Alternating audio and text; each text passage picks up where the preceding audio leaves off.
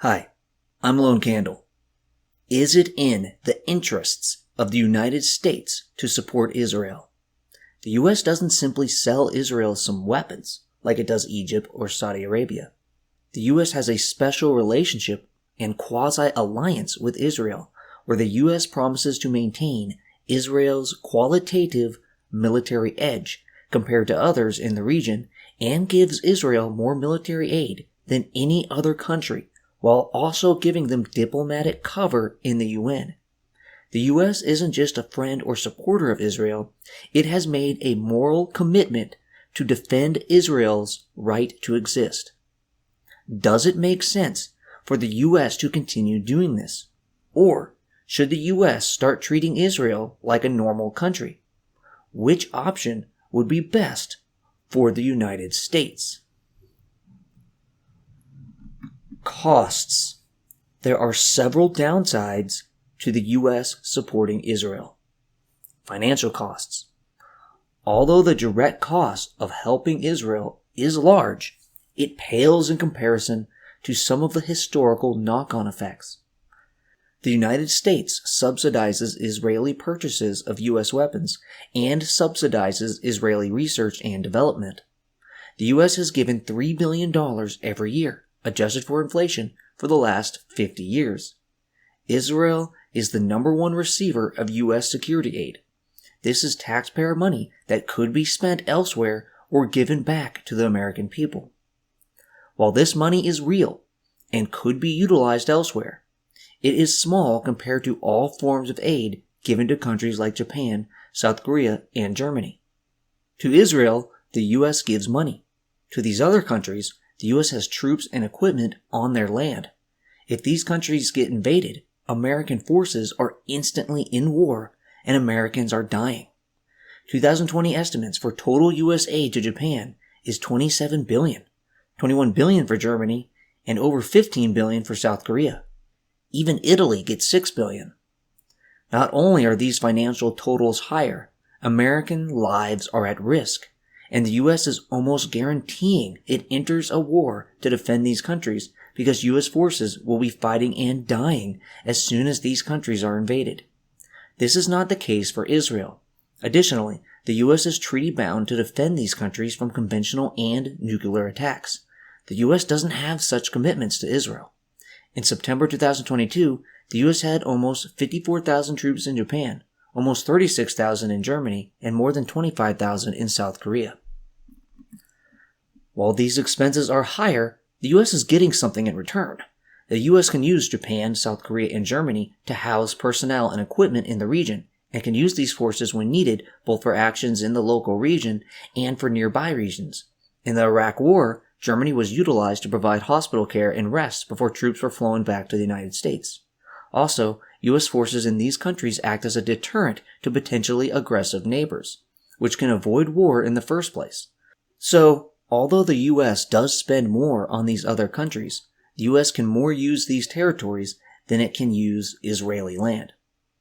The U.S. gives military aid to Israel and it subsidizes Israeli defense companies. Then these companies compete with U.S. companies on the world stage, limiting U.S. sales and creating another financial cost. The greatest expense of supporting Israel may be the economic retaliations it has caused from Middle Eastern actors, because the U.S. gave $2.2 billion in emergency military funding during the Yom Kippur War. OPEC created the 1970s oil embargo that seriously hurt the economies of the U.S. and other Western countries.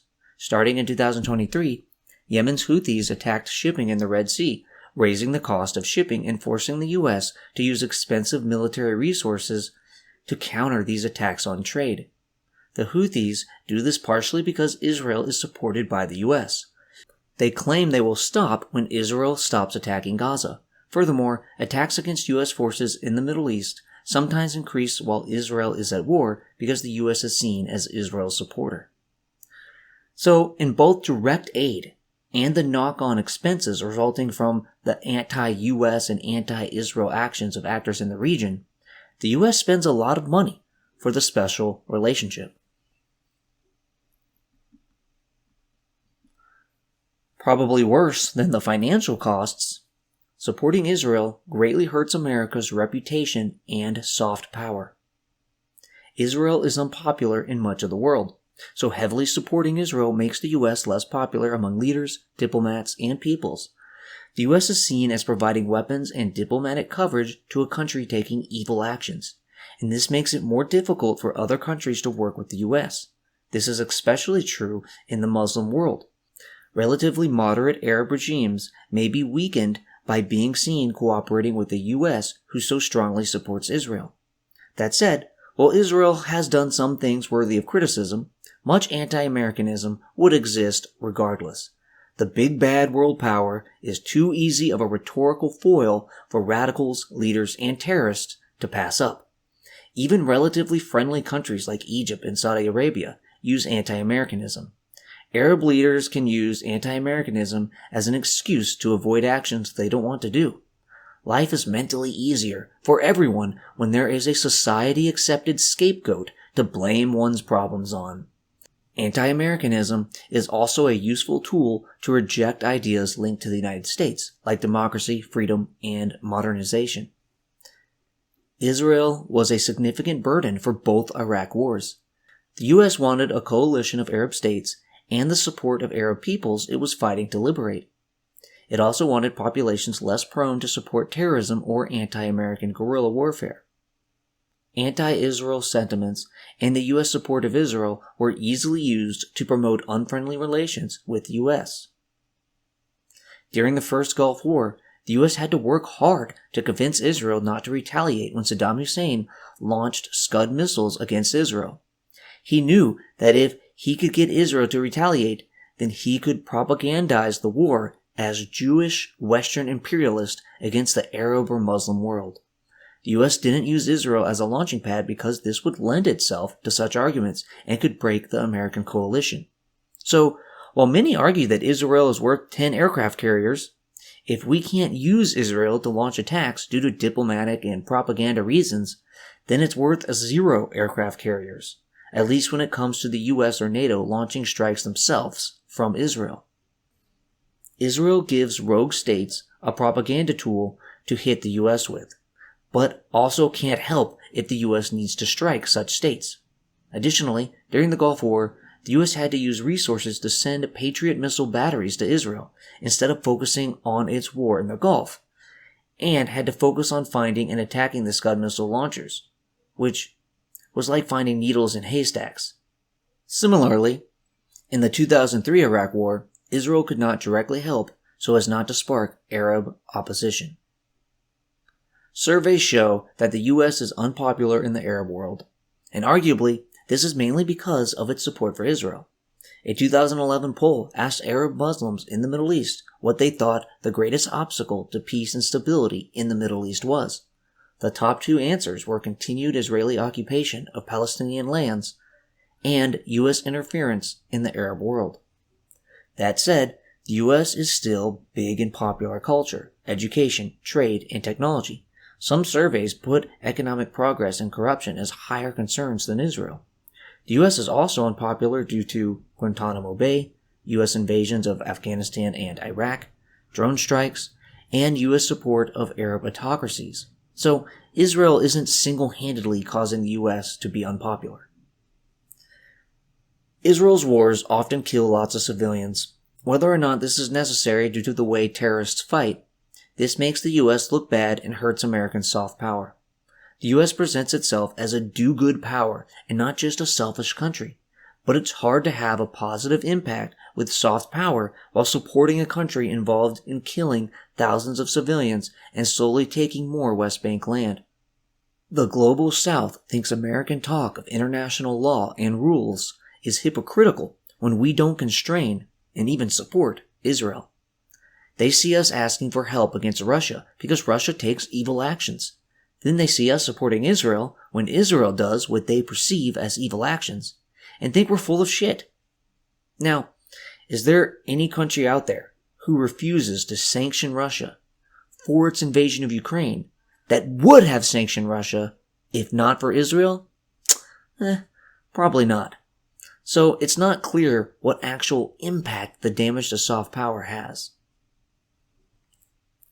Terrorism. Islamist terrorists have multiple motivations for wanting to attack the United States, but one large motivating factor is Israel. The existence of Israel, its taking of land, and its treatment of Palestinians outrage many Muslims and motivate people to commit and support terror. Because the U.S. supports Israel, this is one major motivation for terrorists to attack the United States, and it provides terrorists with powerful propaganda that they can use to gain recruits and support.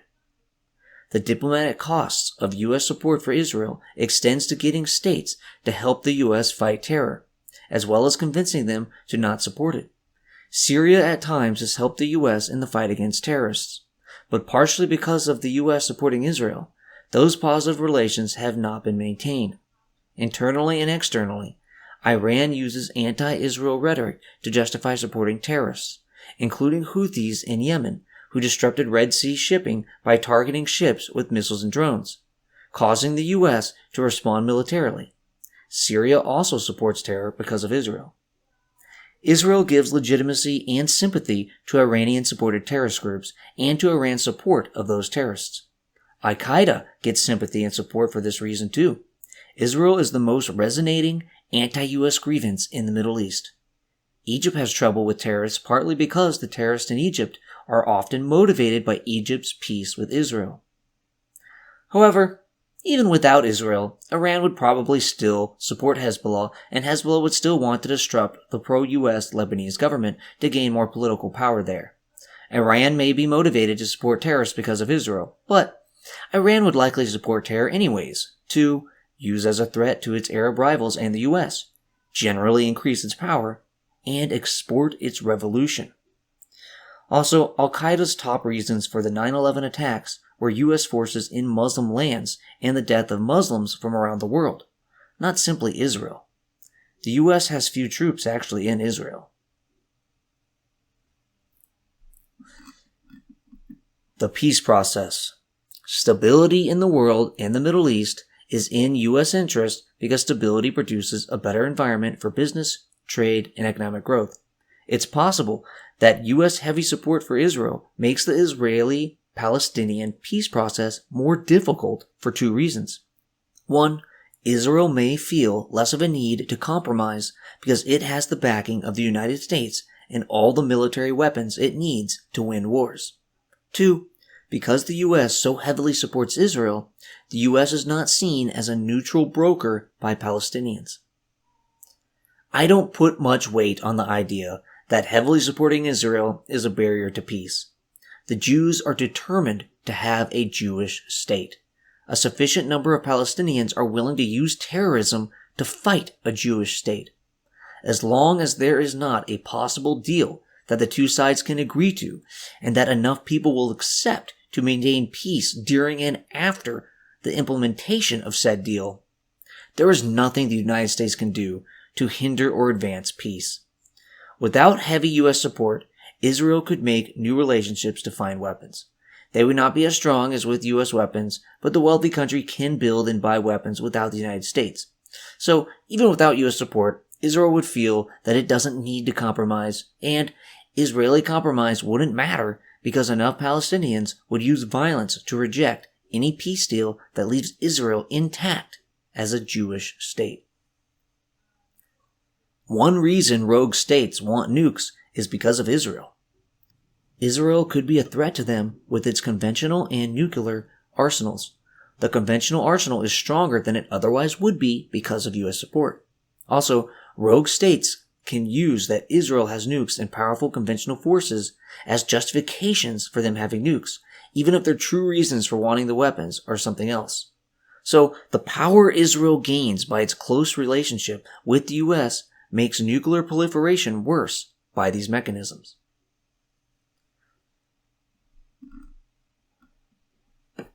Because the U.S. has made Israel such a key ally, when Israel is in trouble, the U.S. uses the time and energy of a lot of high-level people that could have been used on something else. For example, in the Gaza war that began in 2023, Secretary of State Blinken had to take multiple Middle East trips to deal with that war. The U.S. only has so many key decision makers, and they have limited time and energy. It's quite costly when they have to focus their limited mental and political resources on Israel, when there are so many other problems the US faces.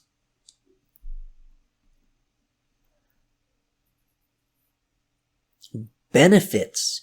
While the costs of the special relationship are high and should not be underplayed, the relationship also offers the US benefits.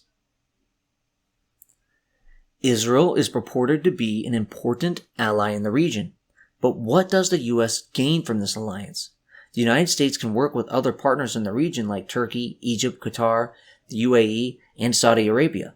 What special regional benefits does the US get for working with Israel? Israel's location as a crossroads of different areas could make it ideal for projecting power in multiple directions. Israeli facilities could be used by the U.S. Air Force to house U.S. power in the Middle East. The U.S. stockpiles military equipment in Israel that the U.S. can use when needed. Israel also uses it in emergencies. U.S. sailors use Haifa as a friendly leave port. The problem is, to actually launch a major U.S. attack from Israel could be a diplomatic catastrophe, as the Arab and Muslim worlds would treat that as an attack by Israel, and regional dictators would have trouble cooperating with the goals of such an attack when it was seen by their people as coming from Israel. So, while Israel's location is strategically significant, it's not clear if the U.S. can actually take advantage of it, at least not with its own forces. Early in the Cold War, Israel was a significant ally as the Soviets had influence in major Arab countries, and Israel kept them in check.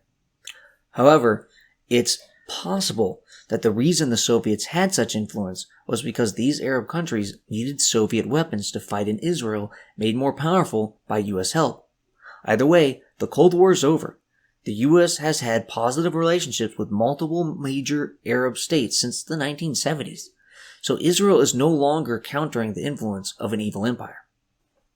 Good relations with Israel can help facilitate safe passage through the Suez Canal, and with its dominant air force, Israel itself can take action where the U.S. can or will not.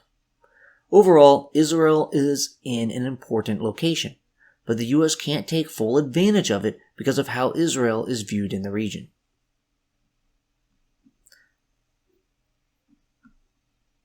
Both the U.S. and Israel have great concerns about Iran's support for terror and development of nuclear weapons.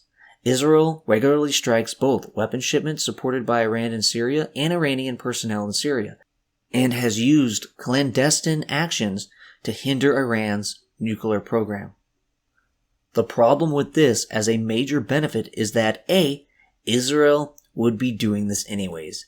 It is in Israel's self-interest to limit weapons on its borders and to prevent a state that says it wants to destroy Israel from getting nuclear weapons. Israel could develop the capabilities to execute clandestine operations without the U.S. It could find other sources for air power.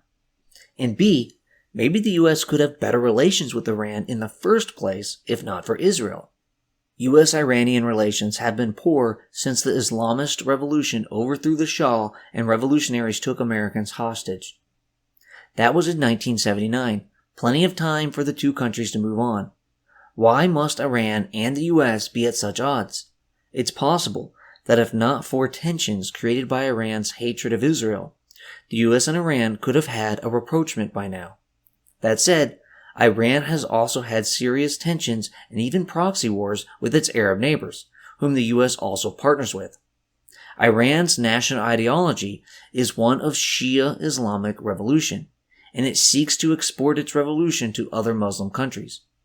Iran sees the U.S. as a meddling external power intent on dominating Iran, while the U.S. sees Iran as a revolutionary terror state. So, even without Israel, the American-Iranian relationship would have tensions. Therefore, Israel and the United States, both working to counter a common rival, is a benefit of the relationship. On nukes, Iran sometimes claims it wants nuclear weapons to counter Israel, but Iran probably wants nukes to ensure its status as a regional power and to deter the U.S.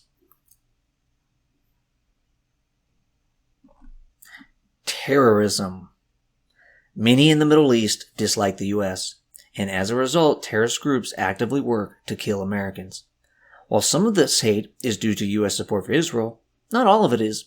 Terrorists spend lots of focus on attacking Israelis. Without Israel, some of those terrorists may instead focus their energies on harming the US itself, or any country in the region on good terms with the US. Thus, Israel may act as a lightning rod, drawing much radical attention to it and focusing it away from direct attacks on the US or other US partners in the region. Again, this may be the case even if the US didn't support Israel, but the US helping Israel with weapons and technology makes it better at fighting terrorists. Although not perfect, Israel has excellent intelligence services and at times shares that intelligence with the US. They also share their counterterrorism and counter-proliferation experience. They've shared stolen Soviet technology with the US, like Soviet radar and a MiG-21. Additionally, they have extensive experience fighting terrorism, which they feed back to the US in forms of tactics, technology, and intel. Diplomacy. While the US being close to Israel can make it not seen as a neutral broker, the relationship also leads others to believe that the US may be able to convince Israel to make concessions. This aids US-Arab relations. It allowed the US to negotiate peace between Israel and Egypt, and has facilitated the US, Israel, and some Arab states in forming an anti-Iran partnership. That said, the extent that this aids US-Arab relations doesn't overcome the extent that the existence of Israel and its perceived atrocities make it difficult for Arab countries to work with the US. Despite animosity toward Israel, the US has been able to forge positive relationships with many key Arab states because they are primarily concerned about their self-interest, and the US is a powerful country that can help them.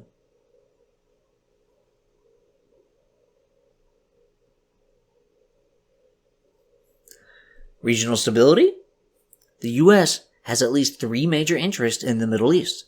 One is maintaining access to oil and natural gas. The second is preventing the spread of weapons of mass destruction in the region, and the third is reducing the threat of anti-American terrorists. All 3 of these interests benefit from a stable region. Would ending the alliance with Israel somehow cause regional instability that affects the United States? It can be argued that Israel has done very little to actually promote regional stability. It mostly just defends itself. The one example of defending a US-friendly regime was in 1970 when in Jordan, Palestinians rebelled and Syria sent a tank force. Israel mobilized its forces in response to a US request. Jordan then crushed the Palestinians and rebuffed the Syrian tanks by itself. This is a pretty weak example because all Israel did is mobilize and fly reconnaissance drone flights, and it's not clear if this affected the outcome. Even if Israel mostly just defends itself, the US supporting Israel may promote regional stability for at least 5 reasons.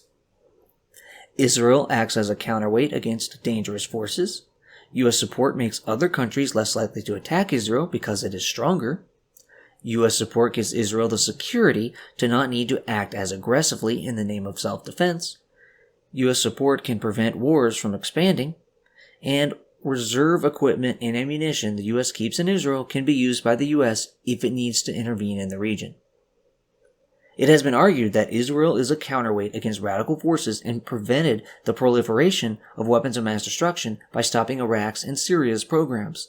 Israel may act as a restraint or deterrent on aggressive adversaries in the region like Syria, Hezbollah, and Iran.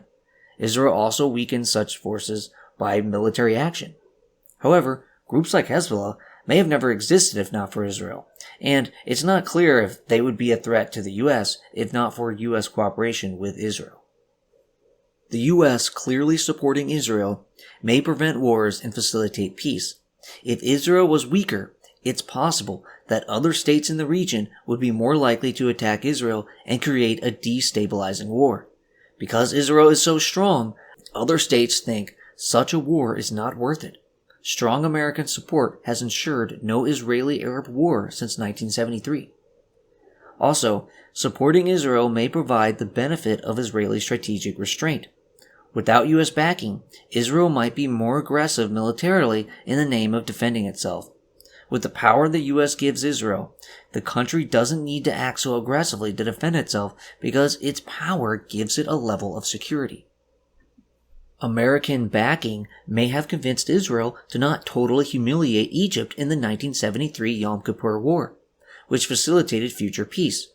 Once the war had turned, Israel could have destroyed an Egyptian army, but was convinced instead to let them survive. Egypt saw the U.S. helping them, and this gave the U.S. the ability to be a broker for peace and avoided complete humiliation for the Egyptians. Because Israel felt confident with its supply of American weapons and other military and economic help, it withdrew from the Sinai, giving it back to Egypt, which improved U.S.-Egyptian relations, lowered regional tensions, and allowed the 1979 formal peace between Egypt and Israel. In the 1991 Gulf War, the U.S. convinced Israel to not retaliate against Saddam Hussein's Scud missiles. This allowed the U.S. to maintain its coalition against Iraq, which would be harder to do if the war became the Jewish state against an Arab state. Without a close partnership between the U.S. and Israel, and without the U.S. using Patriot missiles to defend Israel, Israel may have retaliated and weakened the U.S. war effort. U.S. support can also prevent wars from expanding. After the October 7, 2023 Hamas terrorist attack on Israel, the U.S. supplying Israel and making a large show of force could have limited the involvement of Hezbollah and prevented a direct war between Israel and Iran.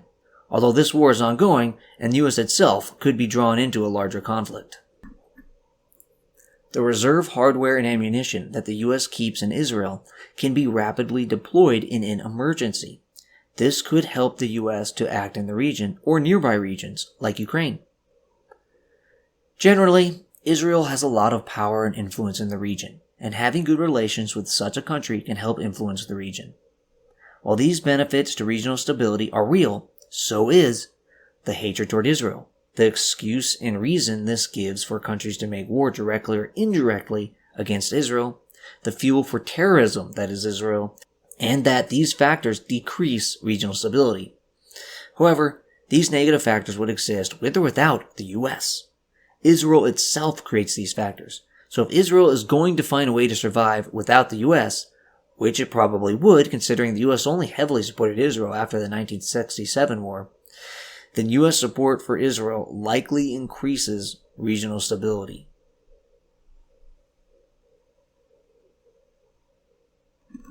Technological development. Israel is a high-tech society, and the U.S. works with Israel to develop advanced military and homeland security technology. So, it's not simply the U.S. giving Israel weapons, but Israel using its skills to develop new weapons that both countries can use. We develop stuff jointly, and Israel develops stuff on their own that we use, including special armor plating for vehicles, special Israeli bandages, unmanned aerial systems, and robotics techniques and procedures. The U.S. military purchases equipment from Israel like short-ranged unmanned aircraft, targeting pods deployed on aircraft, pilot helmets, tank armor, and a naval close defense gun system. A myriad of systems and equipment are jointly developed. Jointly developed systems include the Iron Dome, which is a rocket defense system, another missile defense system called the Arrow, and the Flame and Stuxnet viruses that delayed Iran's nuclear development. Additionally, by giving U.S. weapons to a country who will actually use them in combat, the U.S. gets learnings on operation, maintenance, and repairs, as well as data and testing so we can improve current weapons and make better ones in the future. Positive relations may also encourage Israeli companies and individuals to work with American companies and individuals to develop civilian technology. We are talking about key and important civilian technology here. In 2010, microprocessors designed in Israel made up about 40% of Intel's revenues. Israeli green and conservation technology helps the United States protect its environment and produce green energy. Israel also buys a lot of U.S. products. Israel provides America's military-industrial complex a market, helping them keep experience in manufacturing and providing them revenue, which likely produces some jobs. This helps factories stay open and contributes to producing greater economies of scale. However, sales to Israel are a small fraction of overall U.S. military sales. Israel's use of American weapons is like a demonstration or an advertisement for U.S. weapons that may increase sales. A lot of the money Israel uses to buy American weapons is aid the U.S. gave to Israel for this purpose. Israel may also help the U.S. in cyber defense technology and national resilience planning and implementation. The U.S. has learned from Israeli experiences with counterterrorism, homeland security, and urban warfare, using joint exercises to gain knowledge and capabilities. Israel taught U.S. forces how to detect and neutralize improvised explosive devices, IEDs, and U.S. troops have even trained in an Israeli desert to prepare for Iraq and has sent Ruffy handlers to Israel for training. Democracy. No two democracies have ever fought a war against each other. Democracies tend to be friendly with other democracies, and that's good for the United States, a democracy. While Israel's democracy is far from perfect, it's still a democracy. Its example could be followed by other regional states. Thus, maintaining Israel's survival and prosperity could help spread democracy throughout the region, which may make states more friendly to the U.S. I doubt this argument. A. Israel is a westernized society that the surrounding countries see as alien. They won't feel the need to be democratic just because Israel is. Israel has been around since 1948, and there doesn't seem to be any positive effect on democracy. B. Just because democracies tend to be friendly with each other doesn't mean they always will. If the populations of the Middle Eastern countries don't like the U.S., then their democratically elected leaders will likely not act favorably toward the U.S. The U.S. may want to support Israel for the sake of Israel's democracy, regardless of democracy spread. Any country that replaced Israel would most likely not be a democracy because democracy has struggled in that region. However, Israel is a limited democracy. The focus of Israel is to create a Jewish state. While in the U.S., people from around the world have the opportunity to immigrate, obtain citizenship, and become fully American, Israel is a Jewish state for Jews. Although non-Jews can gain citizenship, they will never be the people that the country is meant to be for and protect. Furthermore, people in the West Bank and Gaza are not granted citizenship at all, forcing them to live as non-citizens. They do have their own governments, though, and the extent of Israel's remaining control is partially due to these governments' inability to stop anti-Israeli terrorists, or because these governments are anti-Israeli terrorists.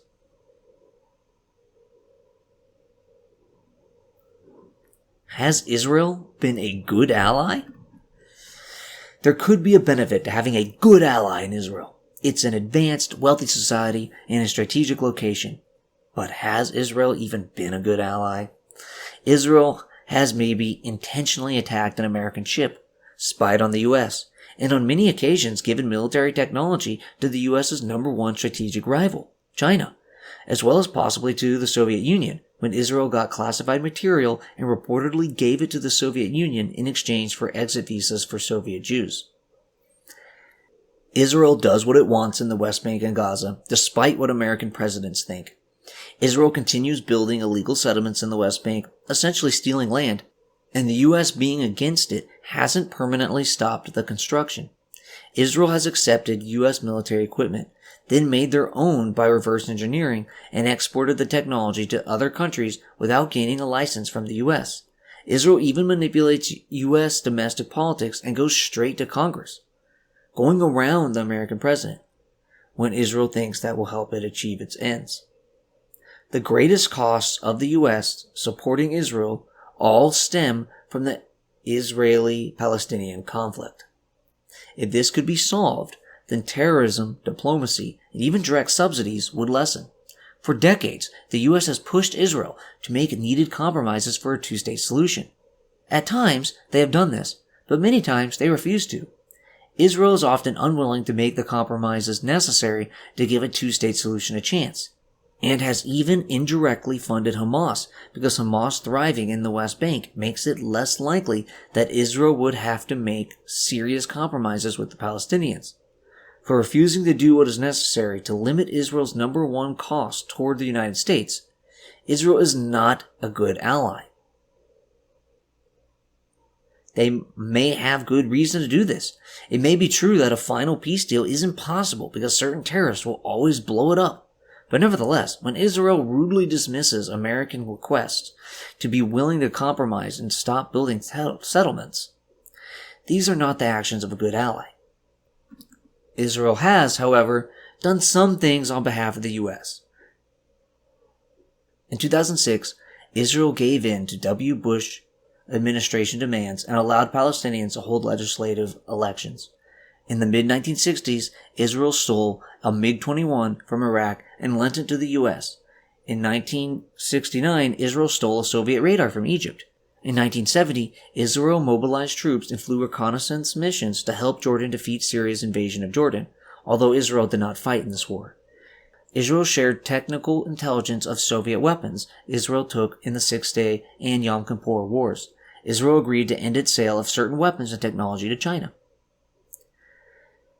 Has Israel been a good enough ally to be worthy of a special relationship? They honestly haven't been a great ally. They are out to protect themselves and to pursue their own interest, and don't too much care about U.S. interest unless the U.S. heavily pressures them to. However, that's true for any two independent countries. That said, Israel has crossed the line on what a good ally would not do, so I can't say they have been a good ally. They too often have given our technology away to dangerous rivals, ignored our requests, manipulated our domestic politics, and even possibly intentionally attacked and damaged a U.S. ship, killing and wounding some of the crew. They've done too many bad ally things to get the label of a good ally. An alliance may still be a net benefit, even if one member has been a bad ally in the sense of certain behaviors. So my conclusion that Israel has not been a good ally doesn't mean the special relationship is not worth it. Path dependency. The number one reason the U.S. is Israel's ally today is because it was Israel's ally yesterday. In international relations, alliances can shift, but there is a level of stickiness and path dependency. The U.S.-Israel relationship already has its current status, deals, and cooperation. That's the status quo, and it would take a heavier lift to change that than to keep it the same. Furthermore, the world sees Israel as an ally of the United States, and if the U.S. abandons Israel, it could embolden American rivals while giving doubt to American partners.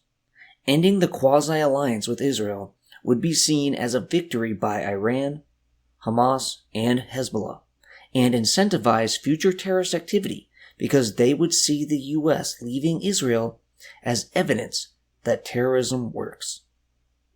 The question isn't should the U.S., starting from a neutral position, enter into a special relationship with Israel. The question is, given many decades of a special relationship with Israel and all the mutual dependencies, expectations, international situations, and current deals and cooperations, does it make sense for the U.S. to continue its special relationship with Israel? To untangle the military-to-military relationships and trade, to remove the expectations of equipment and ammunition in Israel, to reassure partners of our support, to convince rivals of our deterrence, and to unravel the research and development cooperation will all be very difficult things. Israel is already in a state of amazing military technology and development. They got there with American help, but the Americans can't take back the progress already made. If the U.S. becomes more neutral toward Israel, Israel will have less reason to not sell advanced technology to Russia and China. Israel already gave some technology to China and only stopped giving them more under heavy U.S. pressure. The United States is accustomed to receiving helpful intelligence from Israel. It would need to beef up its own intelligence to make up for that, and the U.S. may not be capable of matching Israeli intelligence in the region. Because we've already been close partners for decades, ending the special relationship has additional costs due to path dependency and ongoing cooperation. Alternative relationships. If the U.S. ends its special relationship, what would the American-Israeli relationship be like? The goal wouldn't be to become Israel's enemy or rival. We'd want the relationship to move into one of two categories: a regular partner, like Egypt, or fully neutral. The US is a partner with Middle Eastern countries like Egypt, Saudi Arabia, and Bahrain. These relationships aren't super close like the Israeli one, but are still significant. Moving Israel to such a relationship would retain some of the benefits of the current relationship, but also some of the costs. For example, the US may dial back some of its aid and no longer provide lockstep diplomatic cover, and therefore save some money and may produce some diplomatic relations. However, because the US would still be cooperating with Israel to some extent, terrorists and maybe the greater Arab and Muslim worlds may still see this cooperation as too much and still be inspired to attack the US or US interest, and may still find cooperating with the US difficult. Fully neutral would mean the US is still open to trade with Israel, but ends all military aid and special military cooperation. This would be awkward because the US gives military aid to Egypt.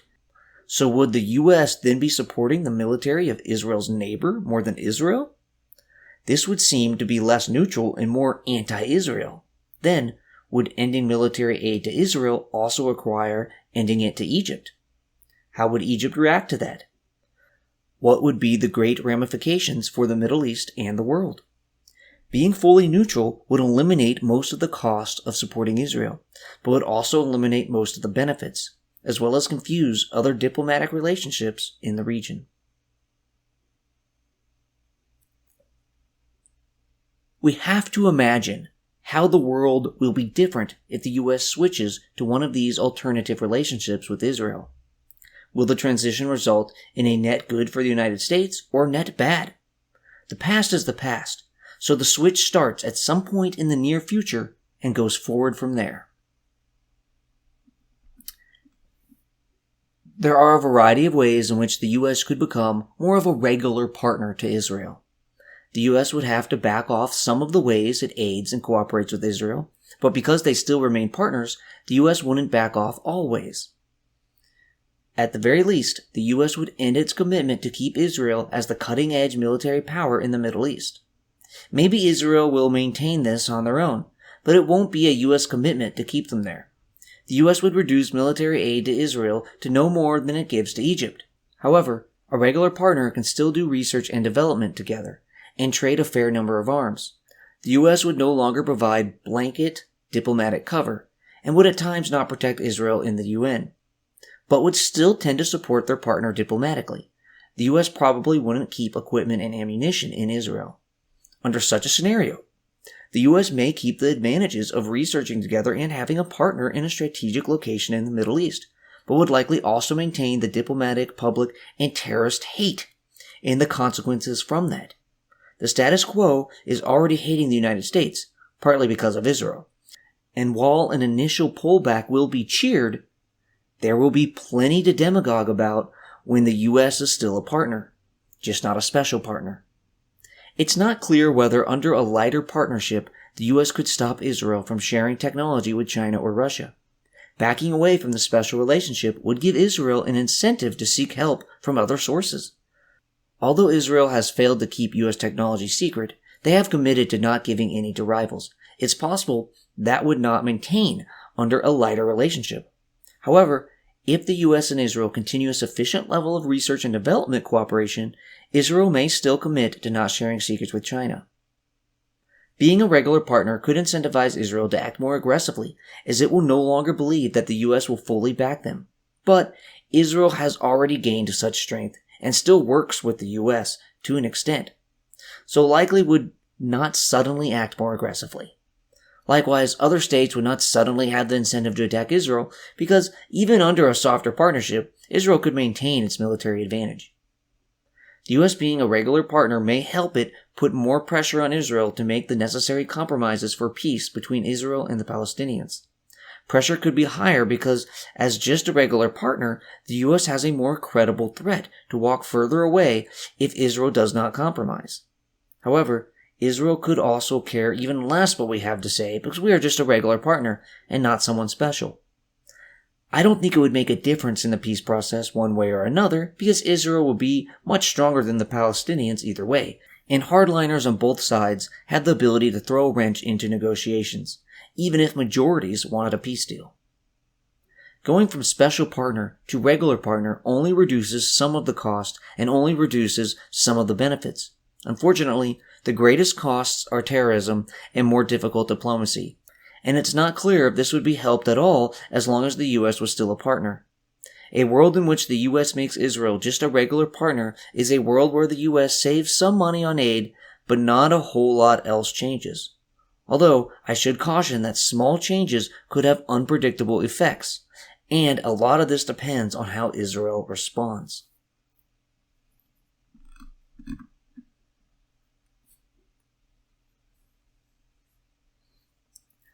A much more dramatic shift would be if the US became neutral towards Israel. This would mean the end of military aid, saving money, the end to most research and development, the end to storing equipment in Israel, the end to protecting them in the UN, and maybe an end to selling Israel weapons at all. Maybe this could continue, but Israel wouldn't get top-of-the-line stuff and would have to pay for it all themselves. This would immediately save the US its aid money, but would also lose sales and demonstrations for military companies. The US would lose a powerful friend in the Middle East, but when the need arises to form a coalition, this would be easier. Iran-fearing countries like Saudi Arabia may be against the move, as they see Israel as a potential ally against Iran. Without Israel causing tension between Iran and the US, a détente between Iran and the US would be possible. When Israel and one of the terrorist groups that surround it start killing each other and many civilians, the US would not need to be involved. That would just be Israel's problem because we're neutral. The US could pursue relationships in the Arab and Muslim worlds without the heavy weight that was the special relationship with Israel weighing them down. How Israel reacted would be key. Without cooperating with the US for the continual advancement of technology, would they cooperate with China and or Russia instead? Israel has shown itself willing to cooperate with both these countries in the past, including delivering US technology. Israel is amazingly skilled and technologically developed. It would be a jewel of a research partner for Russia and China. This would make important US rivals much stronger and make deterring or defeating them more difficult. How would Israel lash out? If Iran pressed its threat by supplying terrorist groups, would Israel strike Iran directly? Maybe Israel would nuke one Iranian city with the threat of nuking more if Iran retaliates. Middle Eastern countries adjusting to the new US neutral stance could spark wars that kill millions. Or there could be a lot of noise with no deadly changes. It's impossible to know, but the risk is real. Anti-US terror would still exist, but it could lose much of its steam, especially over time. Children growing up won't be able to look at Israel taking land and killing civilians and blame the US, because the US isn't involved. Propaganda blaming the US for Israeli actions will ring hollow the longer the US has been neutral. There should be a net decrease in anti-US terror. Anti-Israel terror could go up as Israel may look weak, but if Israel survives and fights back the terrorist surge, a similar stalemate may develop. The peace process may be hopeless no matter what the US does, but if the US is neutral, it could actually be a neutral broker. And if Israel is cut off from US help and feels itself getting much weaker as a result, it may cut a deal. Although there will probably always be Islamist terrorists to ruin any such deal. If Israel doesn't develop positive relationships with any other helpful power, Israel may see itself inevitably weakening and say, fuck it, and commit genocide or mass ethnic cleansing, wiping out Palestinians from the West Bank and Gaza. Then they could declare that any attempt by a foreign country to stop or punish Israel for the cleansing will be met with nuclear bombs in their capital and major cities. Currently, Israel can do a lot without losing support, but an actual ethnic cleansing or genocide would lose the US. If the US is already lost, then Israel may have a free hand and will be willing to suffer generations of economic sanctions to finally have all the land to themselves. The American reputation for being true to its allies would be damaged, and the US would need to make costly signals to its remaining allies to ensure them that Israel was an exception. At best, the US makes costly signals and they are accepted. At worst, countries who were friendly to the US decide they'd rather be friends with China or Russia. I see this as unlikely because no one wants to be dominated by those assholes. US military technology would suffer as Israel is a helpful partner in developing new weapons, but the US would still be a cutting-edge military power. Likewise, US Middle East intelligence would weaken, and the US would have to find a way to improve their intelligence. It likely would never be as good as the Israelis.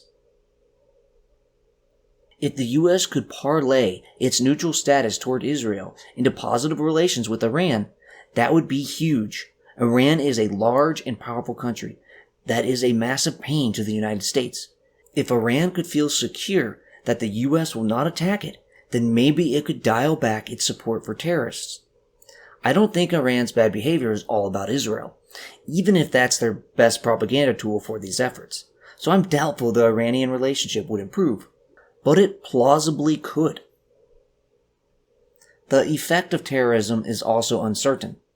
Maybe over time, anti-US terrorism will diminish, as people just don't get jazzed up in the same way when the US isn't involved with Israel. Or maybe the US can still be seen as a Western imperial crusader who should have no involvement in Muslim lands. I'd think neutrality would have some positive effect on terror because Israel is such an emotional issue for Arabs and Muslims. But it's not clear if the difference would be crucial. So, neutrality could either lead to the US saving money, having better relations with Muslim countries, and free the US from worrying about whatever is happening in Israel, Gaza, and the West Bank, as long as it didn't disrupt trade flows. Or it could destabilize the region into hell on earth, skyrocketing the price of oil and killing millions. It would for sure end the technological, intelligence, and training benefits that the US gets, as well as lose the potential to use Israeli territory in an emergency, and would slightly to greatly reduce anti-US terror over time. It would also likely lead to Israel sharing technology with Russia and China. I think the biggest crux is how Middle Eastern peoples and states respond, including Israel. If Israel and Arab states respond by continuing their cooperation as an anti-Iran coalition, then the interstate relationships won't majorly shift. If terrorists don't explode toward Israel much more than they already do, then that problem won't change much. If potential terrorist supporters, and Iran see the US in a new light, then the US could get great benefits from neutrality toward Israel. But if they still see the US as the great Satan for some other reason, then the US lost an ally just to save a little cash and a few headaches.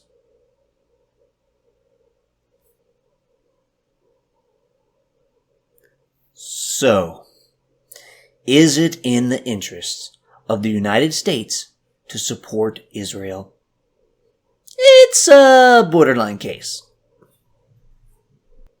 On the one hand, the US gains a fantastic research partner who not only helps develop weapons, but tests them in a real military context and shows the world how effective our weapons are. Israel shares tactics and intelligence to help the US fight terror and meet the challenge of rogue and terrorist-supporting states like Iran, including making it harder for them to develop nuclear weapons by actions Israel takes itself. The US also has a foothold in a strategic area and can use its influence to maintain stability, both by making Israel too strong to attack and by making Israel feel secure enough to act less rashly with its foreign neighbors. On the other hand, being friends with Israel incites the hatred of the Muslim world, leading to more difficult diplomacy and more anti-US terror. The US could spend money sent to Israel on its own domestic problems or on research to make up for the loss of Israeli help. The US President and Secretary of State would not need a huge chunk of their attention diverted because Israel fights some terrorists. That wouldn't be our problem. The US could keep on going just fine without Israel. They don't hold such an important location that the US must be friendly with whomever holds that piece of land. The US can and does partner with other Middle Eastern countries. We've come to the end, and I still haven't answered the question. Is it in the US interests to support Israel? The land of Palestine doesn't hold crucial resources and isn't such an important location that the US needs influence there. Israel itself could be obliterated and the US would be just fine. Israel isn't a core interest of the United States, so such a close relationship isn't necessary for the survival and prosperity of the United States. However, lots of the costs from being Israel's friend would exist anyways. Terrorists have plenty of good and bad reasons to hate the US. Muslims will turn from hating the US because they support Israel to hating them because they are imperial Western crusaders. Iran won't suddenly give up on supporting terror and pursuing nuclear weapons because they still want both those capabilities to fight against their regional rivals and the US. And the US gains substantial benefits from the relationship. Israel is a very powerful, smart, and high-tech society. They have intel, technological development skills, and tactics like no other country. The US gains immensely from Israel's prowess in these areas. Weapons the US develops with Israel can be used to defend the US against powers like China and Russia. Also, who knows what the heck will happen if the US abandons Israel? The Middle East very well could explode in violence and even genocide and nuclear explosions. That would be horrible for the people of the US through the mechanisms of expensive oil and a weak economy. Terrorists, rogue states, and rival great powers may perceive the US backing away from Israel as a weakness and take risks they otherwise wouldn't, expecting that the US wouldn't stomach supporting other allies either. I say it's not worth the unknown of ending such a relationship, and that the costs may very well continue with or without Israel, and that the benefits are substantial and help the US in more than just the Middle East. So I say supporting Israel is in the interest of the United States, even though it's a close call involving many uncertainties and risk tolerances.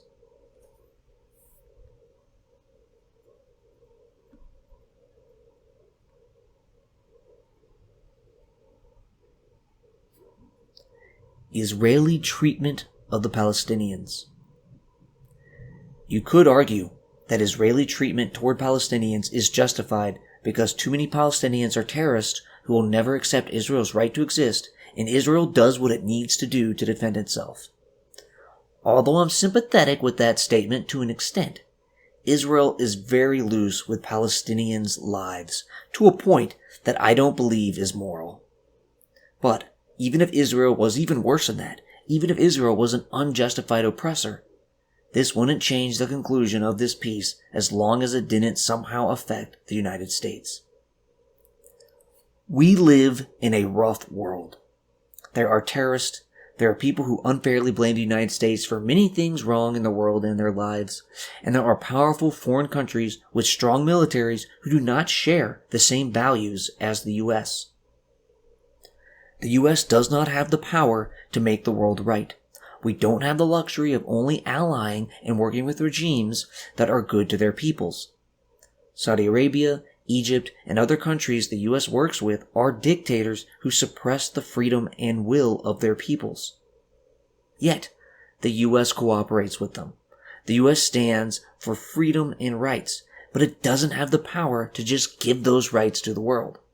And the US won't even have the power to protect its own people's prosperity if it moralizes every relationship. We must work with other countries for trade, investment, technology, military advantage, anti-crime, and counterterrorism. We wouldn't have the partners we need to protect our people and help them flourish if we refused cooperation with every country that wasn't a freedom-loving democracy. The US can't push for freedom and rights if it acts imprudently. Imprudent actions will weaken the United States and make it less able to promote democracy and rights. The US can't deny the benefits of cooperation because a country is ruled by a bad regime or is bad to its people. Those are internal problems, and we should help people where we can, but for the most part, we can't help people in other countries against their rulers. And it's best for us to gain the benefits of cooperation, promote rights and democracy with our words and actions, and work with bad people for the greater good.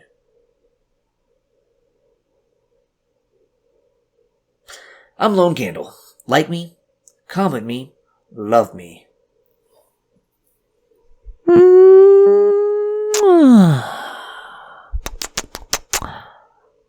XOXO. Yeah.